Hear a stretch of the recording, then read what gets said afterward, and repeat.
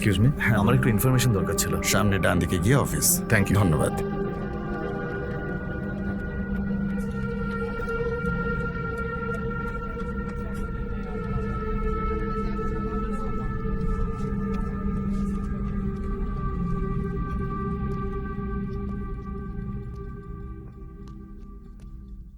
দাদা, এখানকার ইনচার্জকে?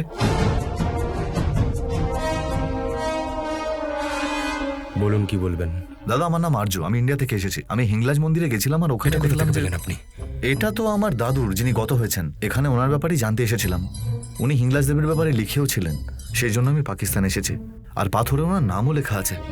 গিয়ে জানতে পারলাম যে আপনিও নাকি এরকম একটা ব্যাগ নিয়ে ওখানে গেছিলেন, সেই জন্য আমি ইনফরমেশন নিতে এর এসেছি। ভিতরে যে হিরেগুলো ছিল কোথায়? কোনো হিরে ছিল না, এখানে কিচ্ছু ছিল না। মিথ্যা কথা আমার পছন্দ নয়। তুমি এখানে সত্যি নিজের দাদুকে খুঁজতে এসেছো? সত্যি বলছি, বিশ্বাস করুন। আমি আমার দাদুর ব্যাপারে জানতে এসেছি, আমি আর কিচ্ছু জানি না। খোঁড়ার সময় আমরা এরকম আরো অনেক জিনিস পেয়েছি। আমরা ভেবেছিলাম আমাদের রিসার্চের সাথে এগুলোর কোনো সম্পর্ক আছে, কিন্তু 1 বছর গবেষণার পর যখন আমরা এগুলো পরখ করলাম, তখন জানতে পারলাম যে এই সম্পত্তিগুলো পেশোয়ারের কোনো হীরের ব্যবসায়ীর। তার মানে আমার দাদুকে হীরের ব্যবসায়ী ছিল? যদি এই থলেটা তোমার দাদুর হয়ে থাকে, তাহলে তোমার দাদুই হীরের ব্যবসায়ী ছিলেন।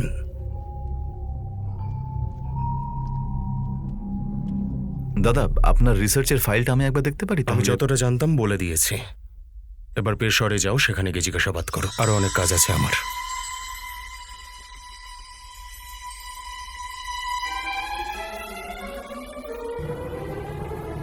আমার কাছে এরকমই একটা লকেট আছে।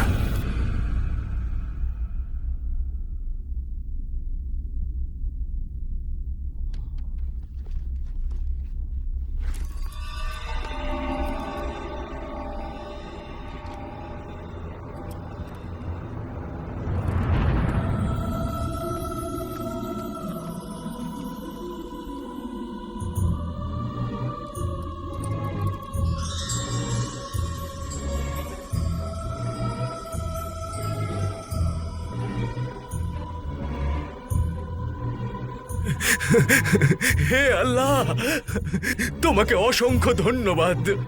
আমার জীবন সার্থক হয়েছে। আমি ভেবেছিলাম এই গুপ্তধন না দেখেই আমার মৃত্যু হয়ে যাবে। হে আল্লাহ, হে আল্লাহ। সবাই কান খুলে শুনে নাও, আজ থেকে আমাদের ভালো সময় শুরু হচ্ছে। যেই চাবিটা আমরা খুঁজছিলাম সেটা আমরা পেয়ে গেছি। বলো। সুলতান, কনিষ্ক সাম্রাজ্যের গুপ্তধন আমাদের হতে চলেছে। যেই চাবিটা আমরা খুঁজছিলাম সেটা একটা ভারতীয়র কাছে ছিল। সুবহানাল্লাহ, সাবাস, সে তো দারুণ খবর।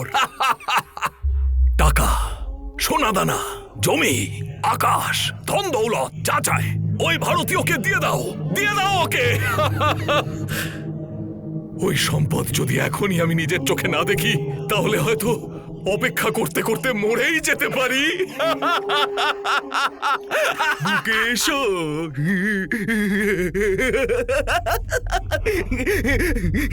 সুলতানের আদেশ, তুমি যা চাও তাই পাবে।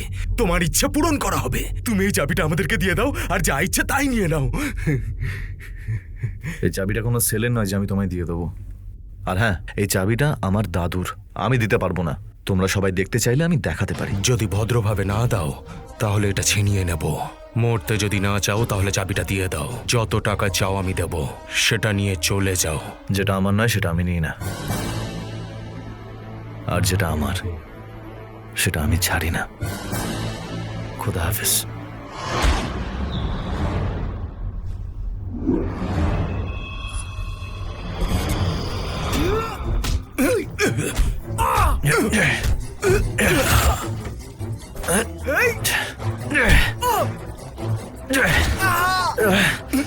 ধরোকে যেন পালাতে না পারে।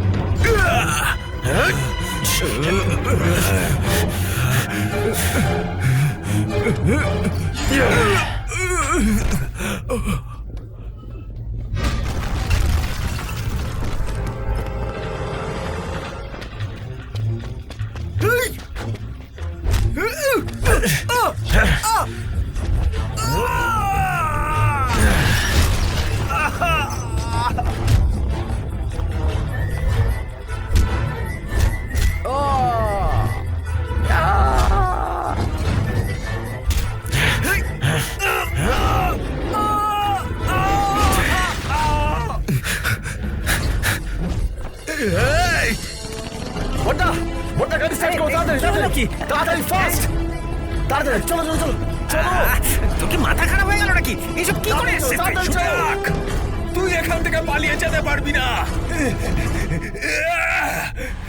যতক্ষণ না এই চাবি আমি হাতে পাচ্ছি তুই এই পাকিস্তান ছেড়ে পালাতে পারবি না। মেরে টুকরো টুকরো করব। কি হলো? ও তোমায় এসব কি বলছে? আমি কি করে জানবো? বাবারে কি ভয়ঙ্কর দেখতে! তুই কি ওর বউয়ের সাথে কিছু করেছিস ও নাকি? বিনা কারণে তোমাকে মারবে বলছে। কোথায় সেই চাবি? ও কোন চাবির কথা বলছে? ওই লকেটটাকে চাবি বলছে। আমি বলছি যে এটা আমার দাদুর লকেট, কিন্তু ওরা মানছেই না। ও পালিয়ে গেছে। কি বললে? আমার ভাগ্যের চাবি তোমার হাত থেকে চলে গেল। এটা কি করে হতে পারে? মিলিটারি ডাকো, পুলিশ অ্যালার্ট করো, আমাদের লোক পাঠাও। ও যেন বর্ডার ক্রস করতে না পারে। ওকে ধরো।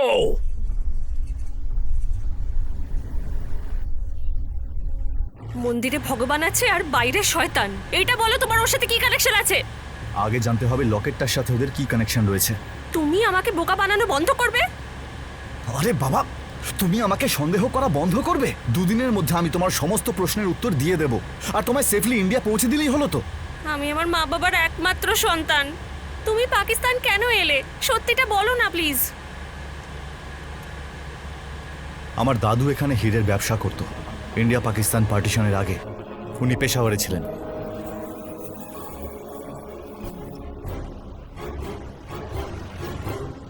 দাদুর ফেরি টেলের জন্য তুমি আমাদের সবাইকে বিপদে ফেললে। কে জানে আমি কাদের পাল্লায় পড়লাম। এই গাড়ি দাঁড় করাও।